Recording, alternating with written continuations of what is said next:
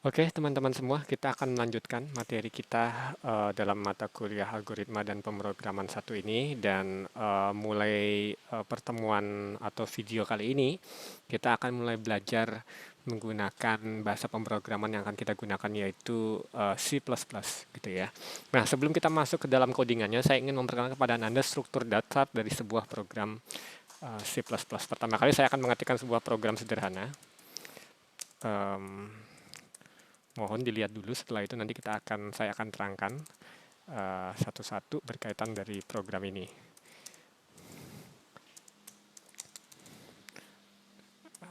Oke, ini adalah sebuah program yang sederhana saja. Halo, oh, sorry, halo, apa kabar? Gitu ya. Jangan lupa titik koma. Oke, jadi saya punya sebuah program yang ini sebenarnya program yang sangat sederhana dan coba kita jalankan. Apa ini maksudnya? Kita lihat dulu, saya ingin menunjukkan kepada Anda sebuah program sederhana dalam C++ yang jalan dulu, setelah itu saya akan terangkan maksudnya ini apa. Oke, saya jalankan, saya coba compile, sebelum di compile saya simpan, misalnya saya kasih nama coba, saya simpan di desktop, kemudian setelah jalan, selesai di compile, baru coba saya run. Oke, itu dia keluar output program kita, yaitu halo, apa kabar? Oke, jadi teman-teman semua, saya ingin menerangkan secara sederhana. Jadi kita sebenarnya punya sebuah program ini sebenarnya cuma 5 baris saja kalau saya rangkumkan gitu ya. Yang jadi pertanyaan adalah apa maksud dari program ini? Jadi teman-teman, kalau Anda perhatikan di sini, ini ada sebuah struktur program yang ingin saya kenalkan kepada Anda. Saya mulai dari baris ke-1. Jadi baris ke-1 itu adalah ini yang disebut sebagai, dalam istilah kasarannya saya sebut sebagai library ya, library atau dalam bahasa Indonesia mungkin artinya perpustakaan. Jadi ketika Anda mengerjakan sebuah program aplikasi seperti ini, Anda seringkali mungkin ingin memasukkan library atau file lain yang berasal dari file lain, itu dimasukkan ke dalam program Anda ini. Nah, ini salah satu contoh penggunaannya, yaitu include IOStream. Include IOStream itu artinya saya mengincludekan atau memasukkan file dari file IOStream yang berisi perintah-perintah atau sintaks-sintaks yang berkaitan soal input-output ke layar ke dalam aplikasi saya. Jadi nanti seiring berkembangnya dengan program yang Anda buat, Anda akan nanti menginclude banyak file-file dan library lain sesuai dengan kebutuhan Anda. Nah, kenapa include ini penting? Nanti saya akan jelaskan setelah ini. Misalnya, kalau saya ingin menampilkan tulisan ke layar seperti tadi, maka saya perlu memberitahu kepada C++ bagaimana cara menuliskan tulisan tersebut ke layar. Nah, di dalam bahasa pemrograman, saya ada sebuah istilah yang disebut sebagai yang namanya sintaks, atau mungkin kalau diterjemahkan ke dalam bahasa Indonesia, tulisannya seperti ini, sintaks gitu ya. Apa itu sintaks? Sintaks itu adalah kata atau kosakata dalam bahasa pemrograman, atau vocabulary lah, istilahnya seperti itu, yang digunakan untuk perintah-perintah yang dikenali oleh C++ untuk menjalankan sesuatu. Jadi bahasa pemrograman itu sama seperti bahasa manusia yang kita pelajari seperti ini. Misalnya, kalau saya ingin memberitahu bahwa dalam bahasa Inggris sesuatu itu kelihatan cantik, saya harus menggunakan kata beautiful gitu ya. Saya nggak bisa ciptakan kata lain selain beautiful gitu ya untuk menerangkan kata cantik dalam bahasa Inggris. Mengapa? Karena beautiful itu adalah ya sudah menjadi vocabulary atau kosakata dalam bahasa Inggris yang sudah jadi kesepakatan para pemakai bahasa Inggris di seluruh dunia, gitu ya. Sama dengan yang kita coba lakukan sekarang. Jadi misalnya kalau Anda ingin mencetak sesuatu ke layar, maka perintah yang dikenali oleh C++ untuk menjalankannya itu adalah perintah seperti ini. std, tulisan seperti ini, titik dua, kemudian ini bacanya cout.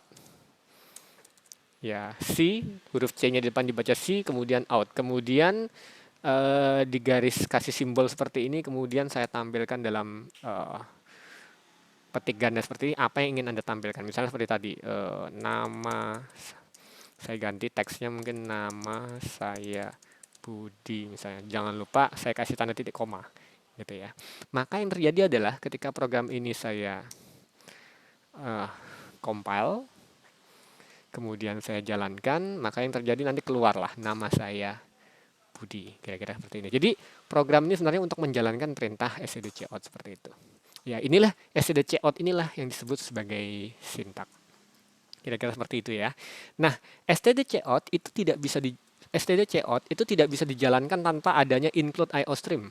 Ya, karena std cout atau sorry bukan cout, bacanya sebenarnya cout, std cout itu hanya bisa dijalankan karena std cout itu ada di dalam library atau include di file IOStream. Kalau IOStream ini dihilangkan, maka si Anda tidak bisa mengenali perintah ini. Sehingga kalau ini dijalankan, kalau saya compile sekali lagi, maka perintah std cout menjadi tidak dikenali. Itulah sebabnya kenapa baris pertama ini yang library atau include ini menjadi penting gitu ya. Terutama kalau Anda pakai perintah-perintah IO ke layar seperti std cout yang kita pakai ini. 13 ya. Nah, std cout ini dibungkus oleh sebuah apa ya? Ini kayak semacam cakupan dari baris 3 sampai baris 5, sebuah blok program. Ini yang kita sebut sebagai main program atau program utama. Saya kasih catatan di sini, main program atau program utama. Setiap program C++ harus mempunyai satu program utama atau main program. Tidak boleh lebih dari satu, tidak boleh juga kurang dari satu. Jadi harus persis satu. Sebuah program C++ punya program utama. Program utama adalah program yang pertama kali dieksekusi ketika Anda mencoba menjalankan sebuah C++. Jadi cara membuatnya seperti apa? Seperti baris 4 ini. int main, kemudian jangan lupa ditutup dengan kurung kurang. Semua program Anda, kalau saya agak lebarkan sedikit, misalnya seperti ini, semua program Anda nantinya harus ditulis dalam kerangka int main ini dari baris 4 sampai baris 21. Walaupun nanti ada cara lain menulis program, misalnya pakai subroutine, function, itu di luar int main, tapi ada teknik khusus itu nanti. Kita akan belajar di video berikutnya. Tetapi untuk saat ini, semua program Anda di luar include IOStream, di luar include ya, itu harus ditulis di dalam int main ini. Ini yang disebut sebagai main program atau program utama. Program Anda akan dieksekusi dari atas ke bawah oleh C++ sesuai dengan urutan. Kira-kira seperti itu ya.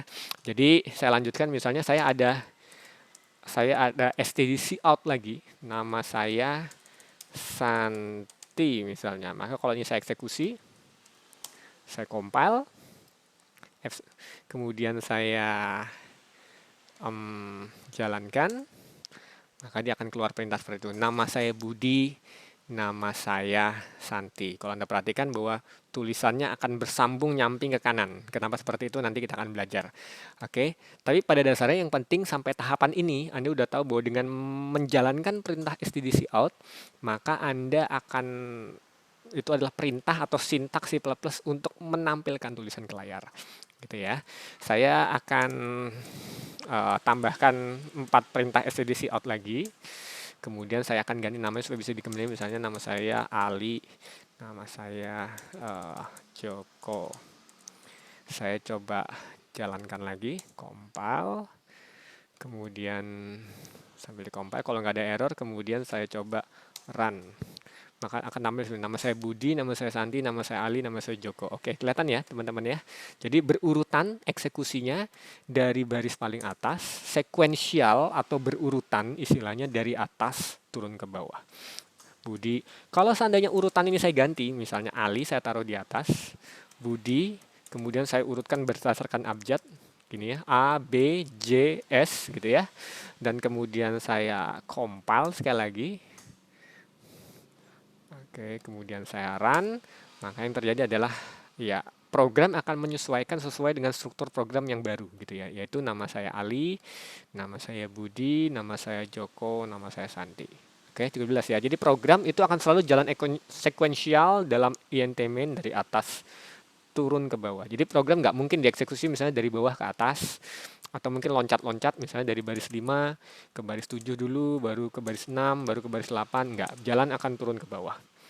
Oke, jadi sampai tahapan ini Anda udah belajar struktur dasar sederhana dari sebuah program C++ sekaligus mungkin mengeksekusi pakai stdc out perintah C++ sederhana. Nah, saya juga ingin menerangkan sedikit dalam video ini sebagai penutup tentang mungkin Anda sudah memperhatikan dari tadi ketika saya coba menjalankan program ini, saya lakukan perintah-perintah ini, yaitu saya pencet menu execute di sini, kemudian saya tekan tombol compile. Kemudian akan ada ini compile log-nya di bawah menerangkan prosesnya sedang terjadi. Kemudian akan muncul seperti ini, misalnya error 0 warning 0. Artinya program ini berhasil di-compile atau compilation-nya berjalan dengan baik. Setelah jalan, maka baru saya jalankan perintah run. Oke, nah baru programnya jalan. Jadi apa itu yang dimaksud di-compile? Compile itu sebenarnya yang terjadi adalah Anda engine C++ kita sedang mengkompilasi dan mengubah dalam tanda kutip file script C++ yang Anda tulis ini menjadi bahasa mesin dan mengeksekusinya menjadi sebuah file yang bisa dieksekusi atau executable file namanya, exo file gitu ya misalnya. Jadi yang terjadi adalah ketika proses compile terjadi, script loading itu akan diterjemahkan lagi menjadi bahasa mesin atau bahasa assembly istilahnya, sehingga dimengerti oleh hardware kita untuk dieksekusi. Nah, dalam proses compile yang terjadi juga adalah C++ Anda, engine C++ Anda itu akan mengecek apakah ada error dalam script program Anda. Gitu. Jadi misalnya kalau misalnya saya tidak sengaja misalnya double T di sini, kira-kira seperti ini, maka ketika saya compile, maka proses compile-nya akan gagal dan akan muncul pesan error. Kenapa? Karena perintah stdc out double itu tidak dikenali. Ya, kalau udah dibenerin, kemudian saya compile sekali lagi, maka proses compile log-nya terjadi, kemudian kalau tidak ada error akan muncul seperti ini. Ya, setelah berhasil di-compile, baru kita bisa run. Sepanjang program ini Anda akan melakukan iterasi atau proses ini berkali-kali, compile run sambil programnya ditambah. Jadi Anda bisa perhatikan shortcutnya juga gampang. Jadi compile itu F9, seperti gini, saya pencet tombol F9, program akan di-compile, kemudian saya tekan F10, programnya dijalankan. Atau mungkin Anda bisa juga ada perintah satu lagi di bawahnya, compile dan run. Perintahnya F11, jadi sambil di-compile, ini proses compile terjadi, kelihatan di compile log-nya, dan kalau benar, sekaligus run-nya dijalankan. Tombol shortcut-nya adalah F11. Oke, jadi teman-teman sampai sekian dulu video kita untuk kali ini, untuk materi struktur data C++ kita. Silakan dicoba dulu, nanti kita akan lanjutkan di video berikutnya. Terima kasih.